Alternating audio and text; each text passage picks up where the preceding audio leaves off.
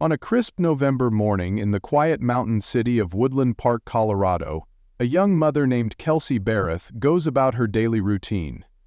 Surrounded by picturesque landscapes and a close-knit community, her life appears to be one of simple contentment and promise. She has plans for Thanksgiving, a daughter she adores, and a hopeful future shared with her fiancé, Frazee. Neighbors greet her with kind nods, unaware that this ordinary holiday morning will set into motion one of Colorado's most unsettling mysteries. In the days ahead, Kelsey's name becomes synonymous with a tragic disappearance that shakes the core of a town once renowned for its tranquility. Thanksgiving Day, November 22, 2018, dawns clear and cold, with mountain winds brushing through pine-studded hillsides. The temperature hovers around the high 30s, a typical fall day in the Rockies.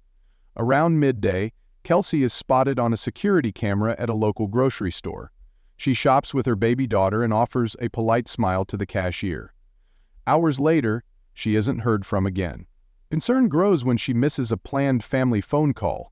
At first, those who know her assume holiday busyness has delayed her, but alarm bells ring louder by November 25. When her mother can't reach her, she calls law enforcement. The worry escalates. Police, informed of Kelsey's last known movements, start a search. Officers visit her townhouse, finding no immediate sign of forced entry or struggle. Snowfall that lightly dusts the area masks any potential footprints. Worried neighbors gather in small clusters, trying to piece together where she might have gone or why she's no longer answering her phone. By the time the first responders secure her property, placing yellow tape around the entryway, the absence of any concrete clue leaves them puzzled. Woodland Park is a cozy community of around 7,500 residents, perched at an elevation of more than 8,000 feet. Though scenic and often described as the city above the clouds, it's no stranger to weather extremes. The local economy revolves around tourism, small businesses, and families who commute to nearby towns. In recent years, the community has boomed with new housing developments and an influx of transplants drawn to fresh mountain air. Crime rates are typically low, limited to minor burglaries, car thefts, and domestic disputes. It is a place where people know one another by name, where church gatherings and school events form the backbone of social interaction. That is why Kelsey's sudden vanishing act stirs immediate distress. In a town that rarely sees serious crime, an unexplained disappearance resonates like a clap of thunder across the tight-knit population. No one can recall a case this troubling, and the chatter at the local diner swiftly shifts to rumors of foul play.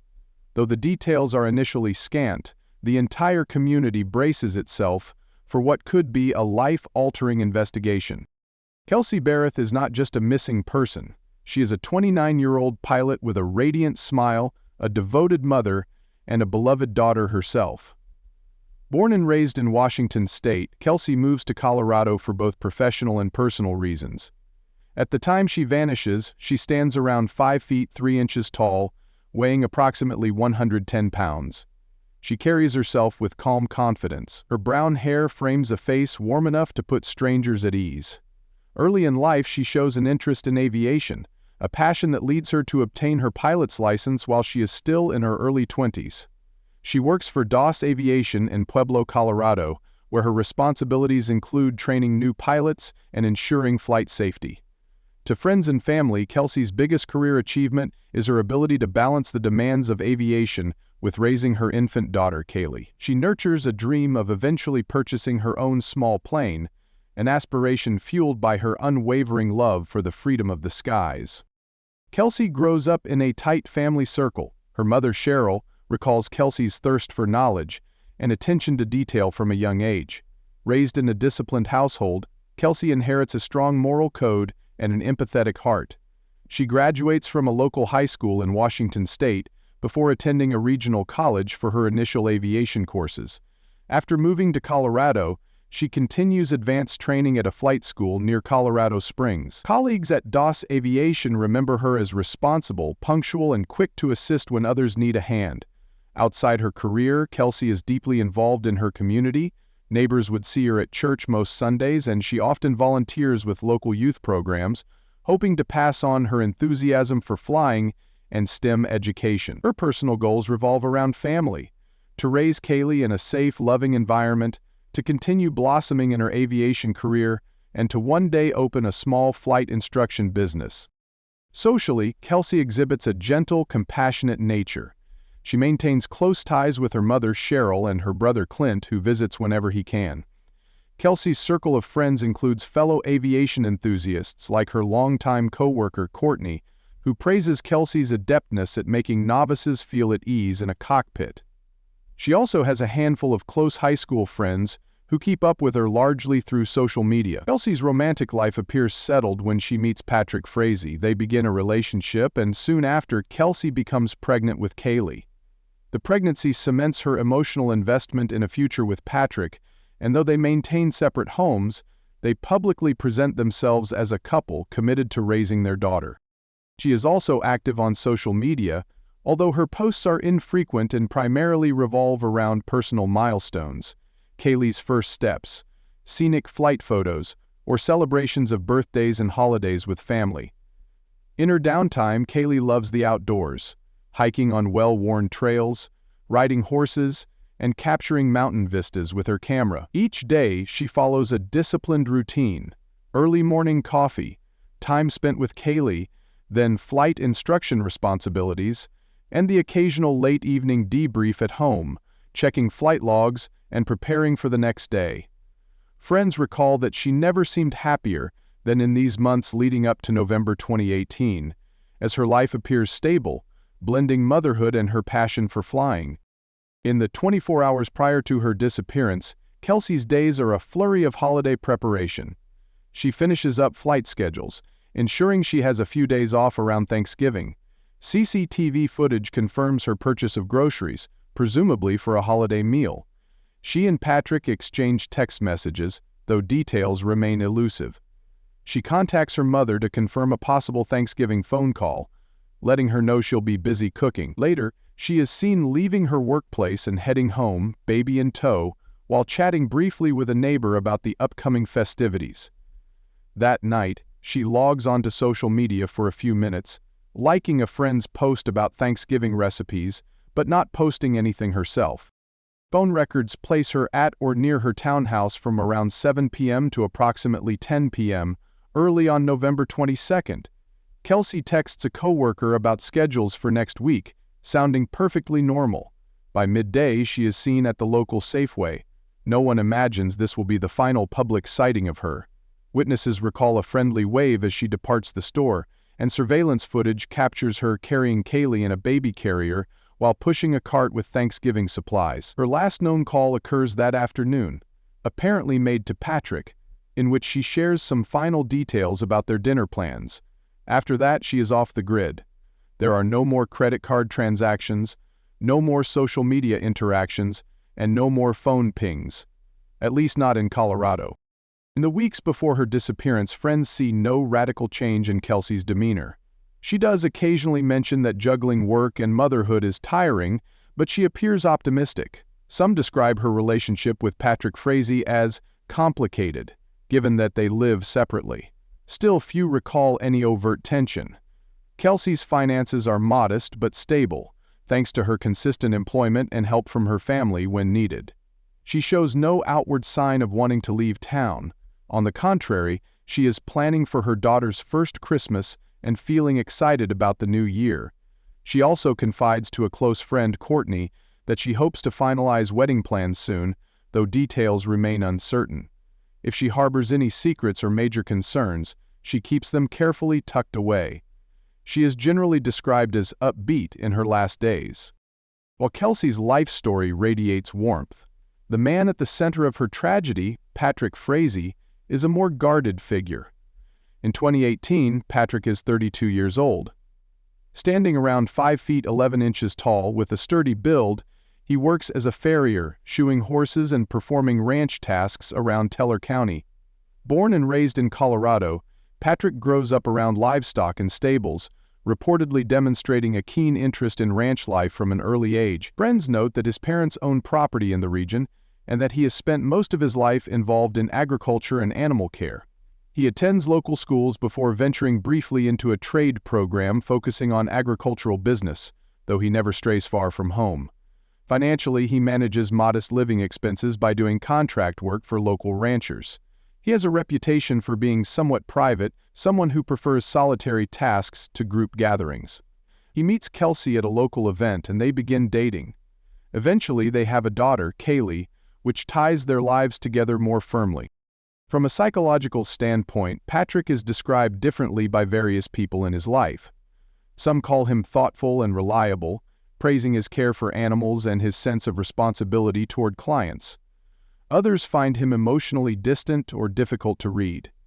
There are no confirmed public records of prior violent crimes, but a few rumors swirl about heated arguments with past girlfriends. No definitive evidence emerges of mental health diagnoses, although acquaintances mention that he can be temperamental under stress. Patrick keeps a low social media profile, rarely posting updates or photos. If he does, they typically involve horses, ranch chores, and scenic Colorado sunsets. He isn't known to have a wide social circle.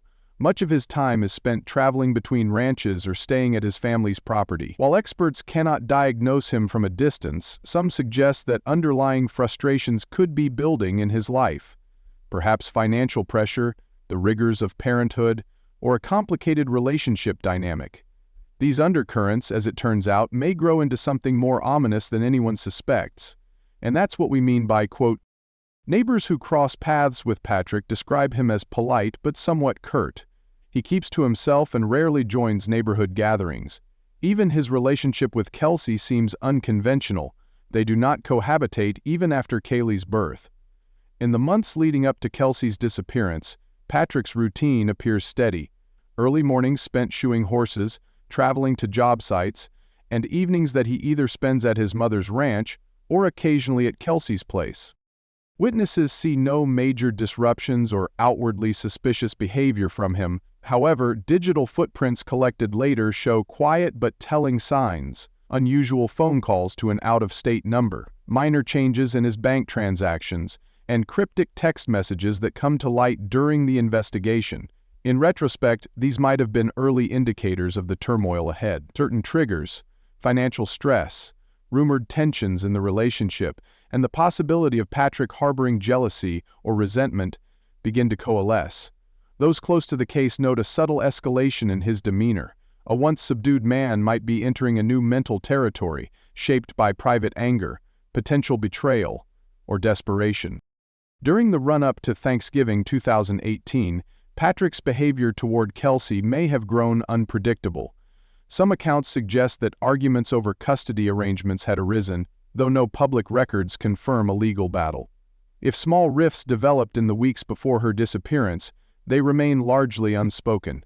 Nevertheless, in the aftermath, investigators uncover messages hinting that Patrick feels burdened by fatherhood responsibilities. Perhaps an underlying dissatisfaction with the relationship or with the shape his life has taken stews beneath the surface. Investigators later conclude that Patrick's steps toward crime might have begun well before the holiday.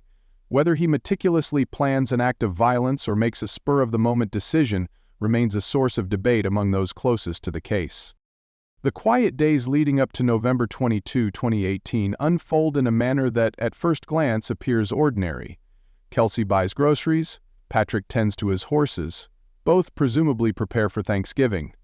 Only later do friends and law enforcement piece together small indicators that something is amiss. For example, Patrick's phone records show him making repeated calls to a phone number in Idaho, a detail that gains significance once authorities realize it belongs to Krystal Lee Kenney, a nurse with whom Patrick has a murky relationship. He also makes a trip to a hardware store in the broader Woodland Park area, presumably to pick up supplies.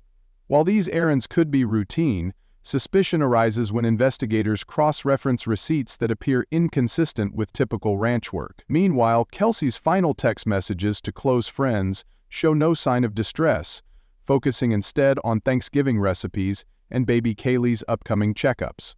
Behind the scenes, though, phone carriers record unusual pings near Kelsey's townhouse that do not match her typical patterns. Exactly who visits her place, and under what circumstances, remains hidden in the flow of everyday life. A possible trigger event occurs on November 22. The question of whether Patrick and Kelsey argued that day becomes crucial. Later courtroom testimonies from third parties indicate that there might have been tension over the direction of their relationship. Some say that Patrick resented Kelsey's independence and success. Others believe she was ready to call off the engagement altogether. The final interactions between them are nebulous. No direct witnesses step forward to say they overheard a fight, but phone logs suggest Patrick is either at or near Kelsey's townhouse at critical times. The store's surveillance footage capturing Kelsey and baby Kaylee that day is the last tangible piece of evidence showing mother and child together. Sometime between mid-afternoon and the evening, Kelsey vanishes.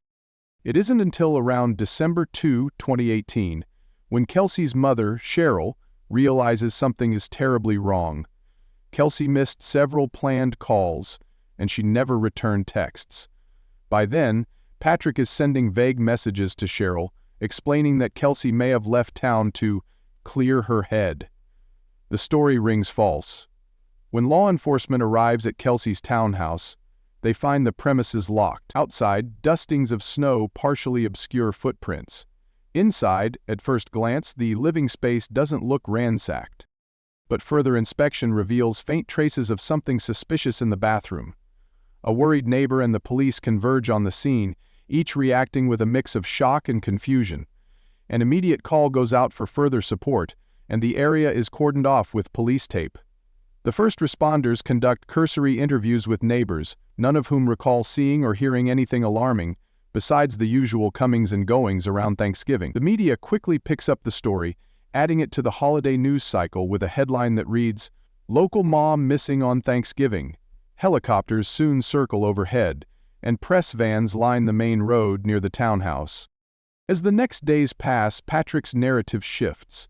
He explains he had not seen Kelsey for a while, claiming they exchanged their daughter during the holiday, but she then departed on unspecified errand.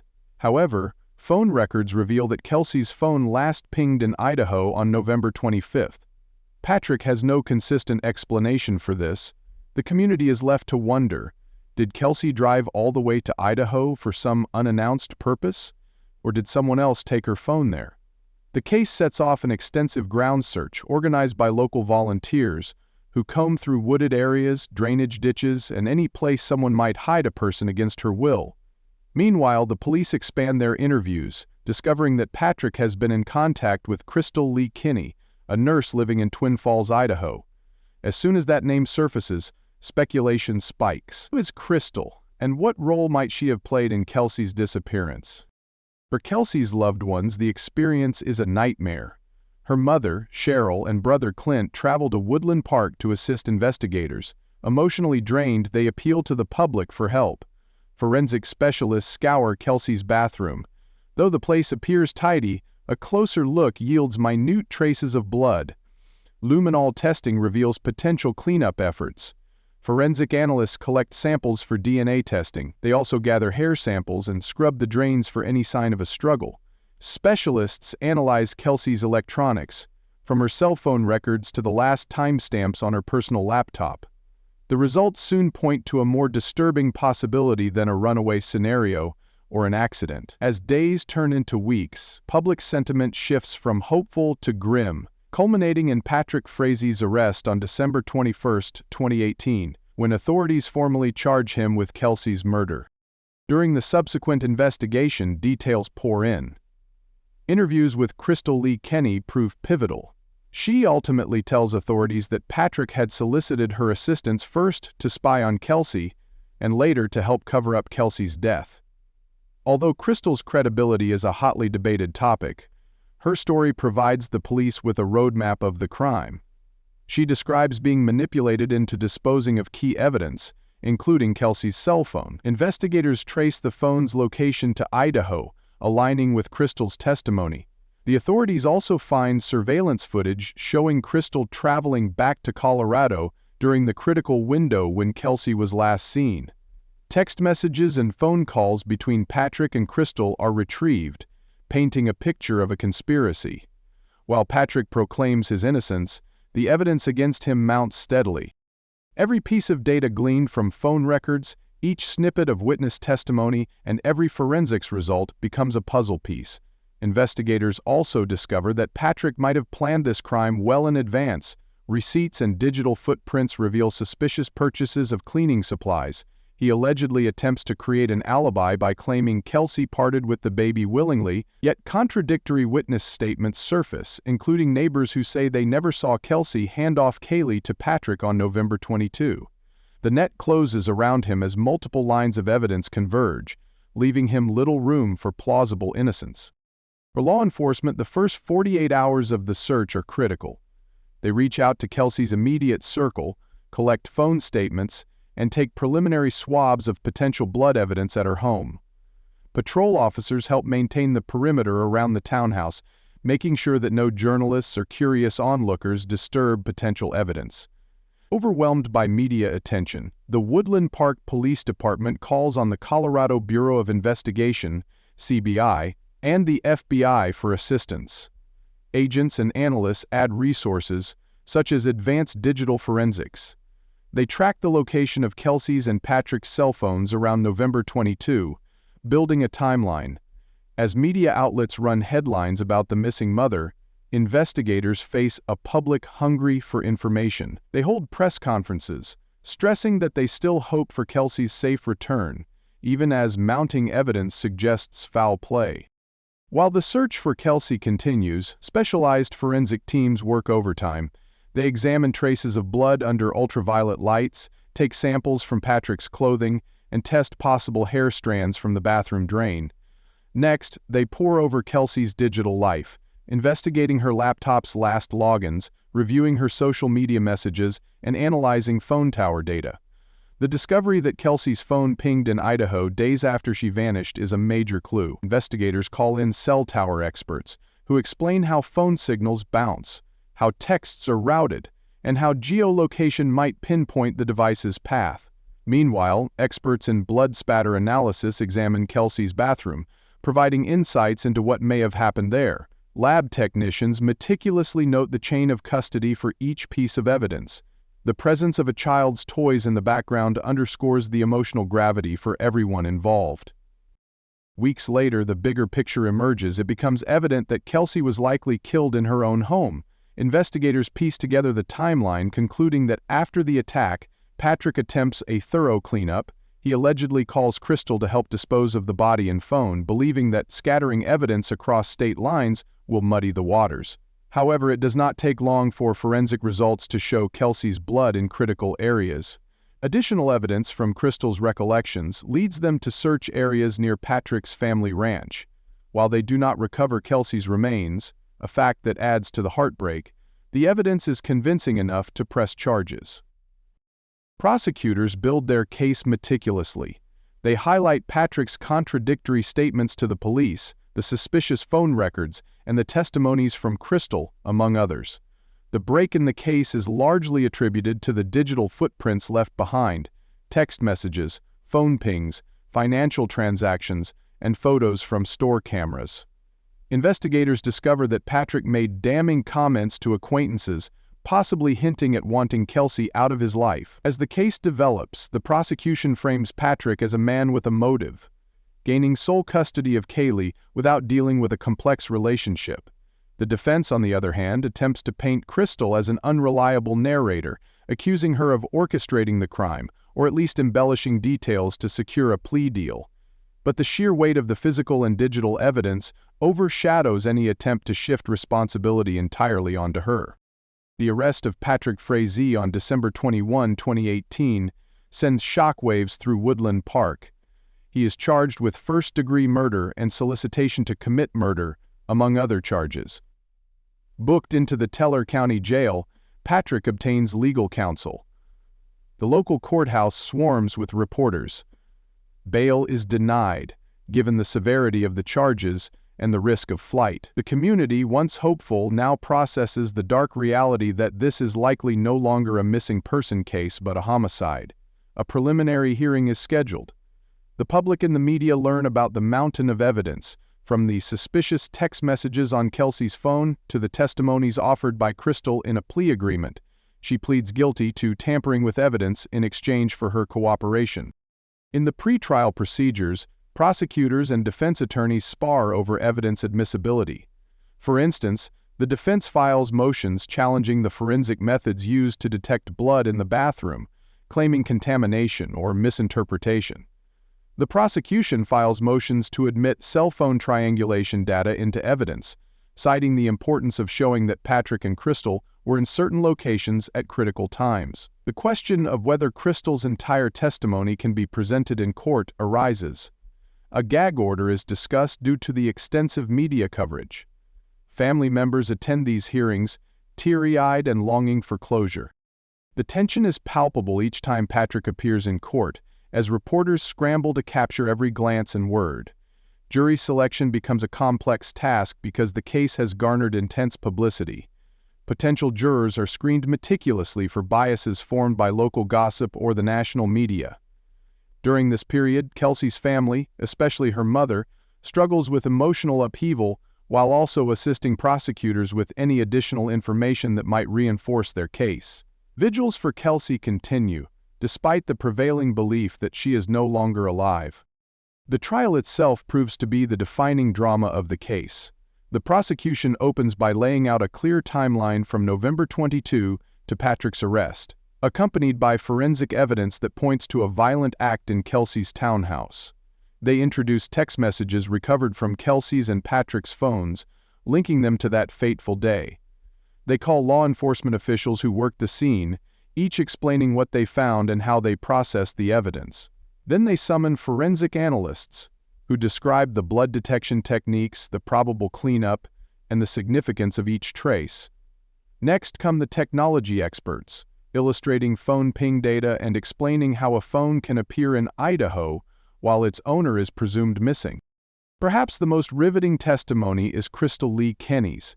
She recounts her relationship with Patrick, her alleged manipulation, and the horrifying moment she learns of Kelsey's death.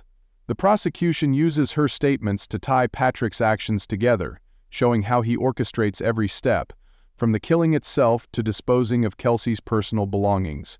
The emotional core of the prosecution's argument is Kelsey's family. Krystal Berreth testifies about her daughter's character, dreams, and devotion to Kaylee.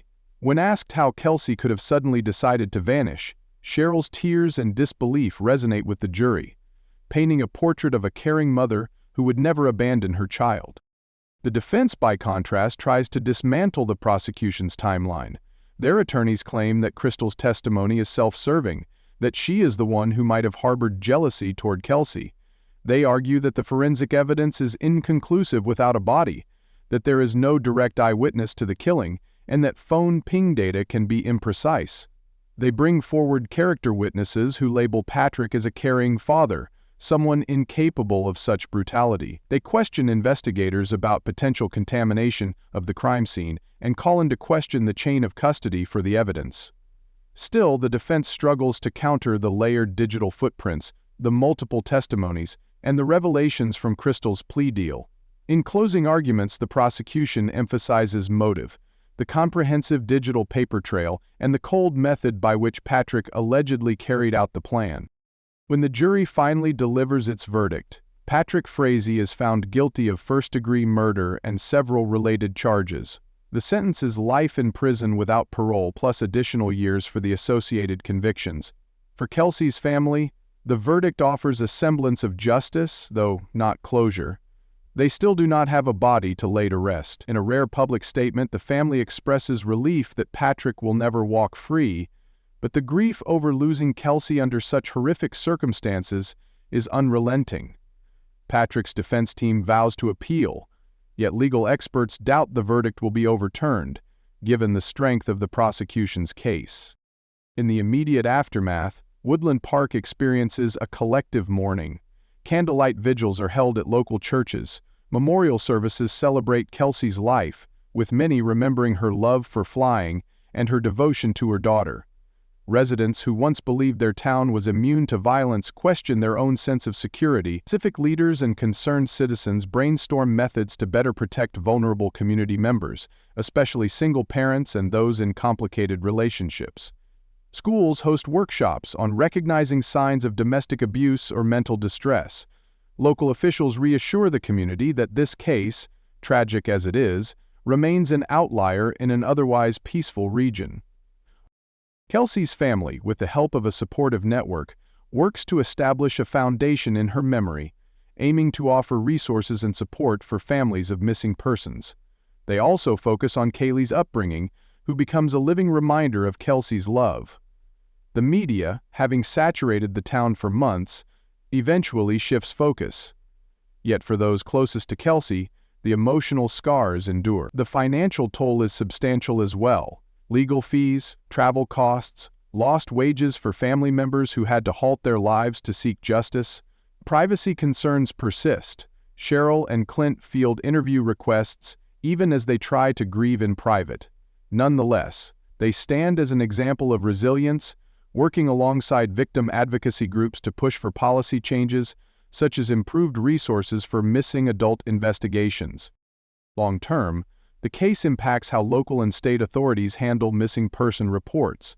Some policymakers cite Kelsey's disappearance as a turning point, arguing for more immediate interventions when an adult is reported missing, especially under suspicious circumstances. The Teller County Sheriff's Office refines its protocols for scene preservation, ensuring that evidence is collected thoroughly in the early hours. The presence of a potential conspirator from another state also underlines the importance of multi-jurisdictional cooperation. Collaboration between the FBI, CBI, and local law enforcement is heralded as a prime example of how to expedite complex investigations. Law enforcement agencies from across the region study this case as a textbook example of how digital footprints and forensic science can make or break a homicide investigation, even without a body. Academics and legal experts note that the Frazee trial sets noteworthy precedents, especially regarding digital evidence. It highlights the evolving significance of cell phone data, text messaging, and social media interactions in modern criminal prosecutions. The court's acceptance of certain advanced forensic techniques, like luminol testing and sophisticated blood spatter analysis, bolsters their credibility in future trials. Social scientists reflect on the cultural impact. Kelsey's case becomes emblematic of how domestic violence or hidden interpersonal conflicts can escalate tragically behind closed doors, even in seemingly idyllic communities. The case continues to resonate in conversations about relationship red flags, child custody disputes, and the moral complexities of bystanders who become complicit, willingly or otherwise, in criminal acts. Years after the conviction, newspapers occasionally revisit the story. They provide updates on Patrick's appeals and on Krystal's fate after serving her reduced sentence. Documentaries and true crime programs explore each angle, interviewing detectives, forensic experts, and local residents. Kelsey's story becomes an unfortunate but essential study in the interplay of forensic science, digital technology, and witness cooperation. Her life, while tragically cut short, leaves a legacy urging communities and authorities to take swift action when signs of danger surface. As we step back from the details, the narrative of Kelsey Berreth's disappearance and murder reminds us that even the most serene settings can harbor unimaginable turmoil. While justice is served in the courtroom, it cannot bring back the bright light that was Kelsey's life. Her community, once blissfully untouched by such horror, carries forward a collective responsibility to remain vigilant and compassionate. The group struggled to remain vigilant and compassionate. The memory of her devotion to Kaylee, her warm smile, and her passion for flight lingers, teaching a lesson about the importance of speaking up when something feels off, no matter how peaceful a facade might appear. Thank you for taking the time to learn about Kelsey Berreth's story. Her case underscores the profound impact a single tragedy can have on family, friends, and an entire community. Please consider sharing your own thoughts and insights in the comments. Don't forget to like and subscribe for more true crime stories that delve into the complexities of real-life investigations and the resilience of those left behind. If you are interested in exploring other cases with equally intricate layers of forensic and investigative work, we invite you to stay tuned for upcoming episodes. We look forward to hearing your opinions, experiences, and reflections on this and other significant stories that continue to shape our understanding of justice and humanity.